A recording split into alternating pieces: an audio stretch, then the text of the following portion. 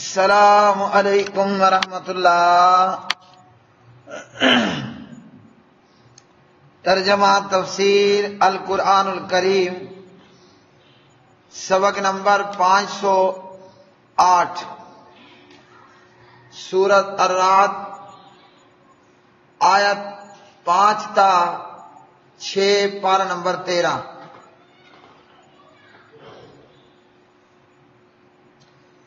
اعوذ باللہ من الشیطان الرجیم۔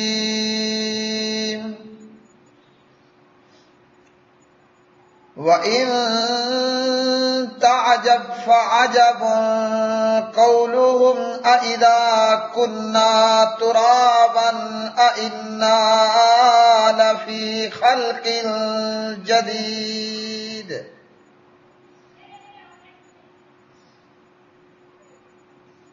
أولئك الذين كفروا بربهم وأولئك الأغلال في أعناقهم وأولئك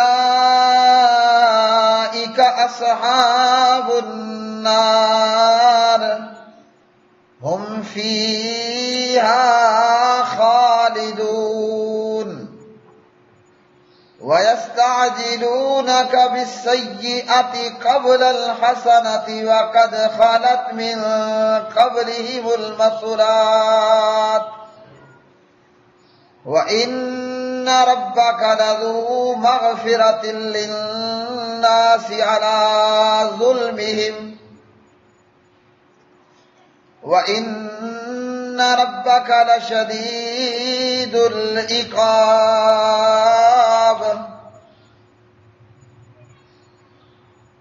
اور اگر آپ تعجب کریں تو ان کا یہ کہنا بہت عجیب ہے کہ کیا جب ہم مٹی ہو جائیں گے تو کیا واقعی ہم یقیناً ایک نئی پیدائش میں ہوں گے؟ یہی لوگ ہیں جنہوں نے اپنے رب کا انکار کیا، اور یہی ہیں جن کی گردنوں میں توق ہوں گے، اور یہی آگ والے ہیں، وہ اس میں ہمیشہ رہنے والے ہیں۔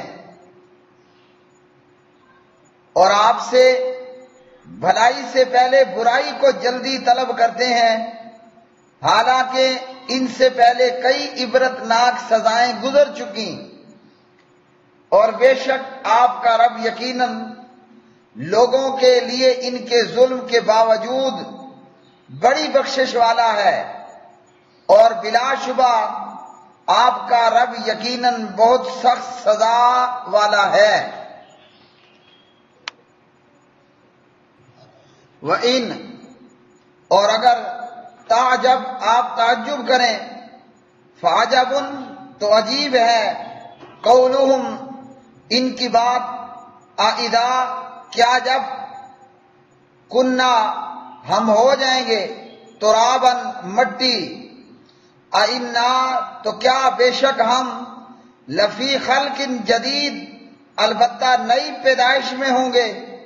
اولئک الذین، یہ وہ لوگ ہیں جنہوں نے کفروا کفر کیا، بربہم اپنے رب کے ساتھ، وَأُولَئِكَ اور یہ لوگ ہیں، الاغلال توق ہوں گے، فی اعناقہم ان کی گردنوں میں، وَأُولَئِكَ اور یہی لوگ، اصحاب النار جہنمی ہیں، ہم وہ فیہا اس میں، خالدون ہمیشہ رہیں گے، وَيَسْتَعْجِلُونَكَ اور وہ جلدی طلب کرتے ہیں آپ سے، بِالسَّيِّئَةِ برائی، قبل الحسنہ بھلائی سے پہلے، وقد اور تحقیق خلط گزر چکی ہیں، من قبلہم ان سے پہلے، المثلات مثالیں، وَإِنَّ اور بلا شبہ، ربک آپ کا رب، لذو مغفرۃ البتہ مغفرت والا ہے، للناس لوگوں کے لیے، علی ظلمہم ان کے ظلم کے باوجود، وَإِنَّ اور بے شک، ربک آپ کا رب، لشدید العقاب البتہ انتہائی سخت سزا دینے والا ہے۔ پیارے بھائیوں بہنوں، سورہ رعد کی یہ آیات بینات، اس آیت میں اللہ سبحانہ و تعالیٰ نے فرمایا کہ اگر آپ تعجب کریں تو ان کا یہ کہنا بہت عجیب ہے کہ ہم مرنے کے بعد پھر دوبارہ پیدا کیے جائیں گے۔ یعنی اتنی نشانیاں دیکھ کر بھی یہ لوگ ایمان نہیں لاتے، اور ان کے ایمان نہ لانے پر تعجب کریں تو بہت ہی عجیب بات، ان کا دوبارہ نئے سرے سے پیدا ہونے کو ناممکن ہے کہنا ہے۔ یعنی کافروں نے کیا کیا؟ ایک تو اتنی ساری آیات اور نشانیاں دیکھنے کے باوجود ایمان نہیں لائے۔ اس ایمان نہ لانے سے بڑھ کر تعجب کی بات تو یہ ہے کہ وہ مرنے کے بعد دوبارہ پیدا ہونا اسے ناممکن قرار دیتے ہیں اور اسے ماننے کے لیے تیار نہیں ہوتے۔ حالانکہ ایک عام سی بات ہے کہ جو رب اتنی قدرتوں کا مالک ہے کہ منی کے ایک حقیر قطرے سے ایک بندہ اور ایک وجود اور ایک انسان بنا دیا، تو کیا یہ رب دوبارہ پیدا کرنا اس کے لیے مشکل ہے؟ جس کے لیے منی کے قطرے سے انسان بنانا مشکل نہ ہوا، اور وہ اتنا بڑا کاریگر کہ ایک معمولی اور حقیر قطرے سے ایک انسان بنا دیا، کیا وہ اس مرے ہوئے انسان کو، اس کی ہڈیوں کو جمع کر کے، اس کی گوشت چمڑی کو جمع کر کے کیا اسے دوبارہ نہیں بنا سکتا؟ حالانکہ کسی چیز کا پہلی مرتبہ بنانا مشکل ہوتا ہے، دوسری مرتبہ تو بنانا کوئی مشکل ہوتا نہیں ہے۔ تو یہ پہلی مرتبہ کا بنانا تو مانتے ہیں اور جانتے ہیں کہ بندہ ایک معمولی سے قطرے سے وجود میں آتا ہے، لیکن دوبارہ پیدا کرنے پر یہ انکار کرتے ہیں اور اسے ناممکن کہتے ہیں کہ ایسا ناممکن ہے۔ اصل بات یہ ہے کہ یہ لوگ اللہ پروردگار کا انکار کرنے والے ہیں اور دوبارہ پیدا کرنے کو، مرنے کے بعد دوبارہ زندہ کرنے کو نہیں مانتے، اور اللہ کی قدرت اور اللہ کی کاریگری کا انکار کرتے ہیں۔ یعنی ان کے نزدیک، ان کافروں کے نزدیک اللہ تعالیٰ عاجز اور بے بس ہے کہ مردے کو وہ زندہ نہ کر سکے اور دوبارہ وہ پیدا نہ کر سکے۔ حالانکہ جب یہ دیکھ لیا، اس بات کا مشاہدہ کر لیا کہ پیدا کرنے والے نے منی کے قطرے سے انسان بنا دیا، بے جان انڈے سے اللہ نے چوزا نکال دیا، انڈا بے جان ہے، اس میں کوئی جان نہیں ہے، لیکن اس بے جان نظر آنے والے انڈے سے اللہ نے چوزا نکال دیا، اللہ نے ایک جان کو پیدا فرما دیا۔ تو جو منی کے حقیر قطرے سے اور بے جان انڈے سے انسان کو اور جاندار کو وجود عطا کر سکتا ہے، کیا وہ رب مرے ہوئوں کو، قبروں میں دفن ہوئے کو دوبارہ پیدا کرنے کی طاقت نہیں رکھتا؟ وہ اتنا بڑا کاریگر تو ہے نا کہ اس نے اتنا بڑا کمال اور عجوبہ کر دکھایا۔ تو جب اتنا بڑا کام اس نے کر لیا، مرنے کے بعد پیدا کرنا، دوبارہ زندگی دینا، یہ پہلے کام کے مقابلے میں تو چھوٹا ہے کہ پہلے کوئی سامنے سیمپل موجود نہیں، کوئی ٹھوس چیز موجود نہیں ہے، انڈا بھی لیکوڈ ہے، منی بھی لیکوڈ ہے، اور ہے بھی بڑی بیکار اور معمولی نظر آنے والی چیز، لیکن اس کے باوجود اللہ نے ایک خوبصورت جیگتا جاگتا انسان پیدا کیا اور انڈے سے چوں چوں کرتا بچہ اور چوزا پیدا کر دیا۔ تو جو رب اتنا بڑا کاریگر ہے، اس کے لیے دوبارہ مردوں کو زندگی دینا، مرنے کے بعد پھر پیدائش ادا کرنا، زندہ کرنا، اٹھا دینا، وہ اللہ کے لیے کوئی مشکل نہیں۔ لیکن یہ کافر لوگ اللہ کی اس قدرت اور کاریگری کا انکار کرنے والے اور اپنے دماغ میں اللہ کو عاجز اور بے بس تصور کرنے والے۔ پھر فرمایا ان کافروں کی گردنوں میں توق ہوں گے اور یہ آگ والے ہیں، یعنی جہنم میں ڈالا جائے گا۔ ان کافروں کی گردنوں کے اندر لوہے کے بڑے بڑے کڑے اور ان کو زنجیریں ڈالی جائیں گی اور انہیں زنجیروں میں جکڑ کر جہنم ڈالا جائے گا، اور یہ اس جہنم کے اندر ہمیشہ ہمیشہ کے لیے یہ کافر رہنے والے ہوں گے۔ پھر فرمایا یہ آپ سے بھلائی سے پہلے برائی طلب کرتے ہیں، یہاں السیئہ سے مراد عذاب ہے، اور الحسنہ سے مراد جو ہے وہ اچھی حالت اور عافیت ہے۔ تو کافروں نے یہ کہا کہ اگر آپ سچے ہیں ہم آپ کو نہیں مانتے، آپ نے جو بگاڑنا ہے وہ ہمارا بگاڑ لیں، آپ ہمیں عذاب سے ڈراتے ہیں، آپ ہمیں عذاب کی دھمکیاں دیتے ہیں، تو لو جو عذاب کل آنا ہے وہ آج لے کر لے آؤ۔ یعنی جو عذاب بعد میں آنا ہے، یہ کافر کہتے اس عذاب کا جس عذاب کا تم وعدہ دلاتے ہو، جس عذاب سے تم ہمیں ڈراتے ہو، وہ عذاب لے آؤ، جلدی کرو۔ یعنی یہ اتنے ظالم ہیں کہ یہ عذاب کا باقاعدہ مطالبہ کر رہے ہیں، اپنے منہ سے عذاب کا سوال کر رہے ہیں۔ حالانکہ اگر یہ دنیا میں دیکھ لیں تو سمود نامی قوم، عاد نامی قوم اور اسی طرح دیگر قومیں وہ کیسے اللہ کے عذاب میں ہلاک ہوئیں، اور وہ کیسے دنیا والوں کے لیے نشان عبرت بنی۔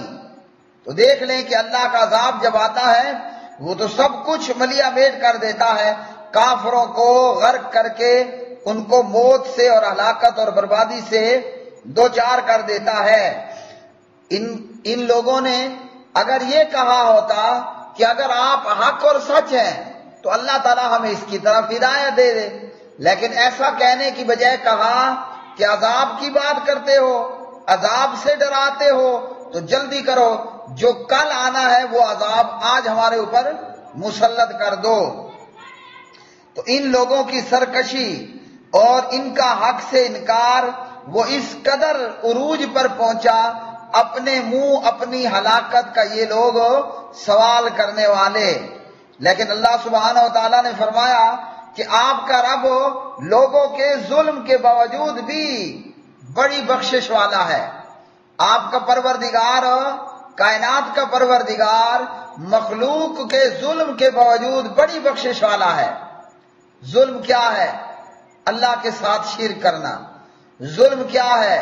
اللہ سبحانہ و تعالیٰ کا انکار کرنا۔ ظلم کیا ہے؟ گناہ کرنا، قتل کرنا اور اسی طرح دیگر برے کام، یہ ظلم ہے۔ قیامت کا انکار کرنا، جنت جہنم کا انکار کرنا، اللہ کو نہ ماننا، اللہ کے عذاب کو نہ ماننا، یہ ظلم ہے۔ تو ظلم چاہے چھوٹا گناہ ہو یا بڑا گناہ ہو، ظلم ہے، اور ظلم میں بہت بڑا گناہ ظلم وہ اللہ کے ساتھ شریک آنا، اللہ وحدہ لا شریک کی جو ہے وہ ذات کا انکار کرنا، اللہ کی قدرت کو ماننے سے انکار کر دینا۔ فرمایا آپ کا رب لوگوں کے ظلم کے باوجود بڑی بخشش والا ہے، اور اس رب کی بڑی بخشش کا ثبوت یہ ہے کہ اللہ تعالیٰ کسی کو بھی فوری طور پر ہلاک نہیں کرتا۔ اللہ مہلت پر مہلت، مہلت پر مہلت، مہلت پر مہلت دیتا ہے۔ یعنی اللہ سبحانہ و تعالیٰ ہمیں مہلت پر مہلت دیتا ہے، تاریخ پہ تاریخ پڑتی ہے کہ کہیں یہ توبہ طائب ہو جائے، کہیں یہ سنبھل جائے، کہیں یہ جناب جھک جائے، کہیں یہ مومن اور ایماندار ہو جائے، کہیں یہ گناہ اور ظلم اور زیادتی کو چھوڑ دے۔ تو اللہ کی بخشش کیا ہے؟ اللہ تعالیٰ بڑی بخشش والا ہے، اور اس کی بخشش کا ثبوت یہ ہے، ظالم چھوٹے درجے کا ہو یا کہ ظالم بہت بڑا ہو، چھوٹا ہو یا بڑا ظالم ہو، اللہ تعالیٰ ایک مرتبہ نہیں 20 مرتبہ مہلت دیتا ہے۔ رب رحمان سے دعا ہے کہ اللہ تعالیٰ ہمیں ہر قسم کے ظلم سے بچائے، اور اللہ کی دی ہوئی مہلت میں اللہ تعالیٰ ہمیں ظلم چھوڑنے اور اپنی طرف پروردگار عالم اپنی طرف جھک جانے اور توبہ کرنے کی توفیق عطا فرمائے۔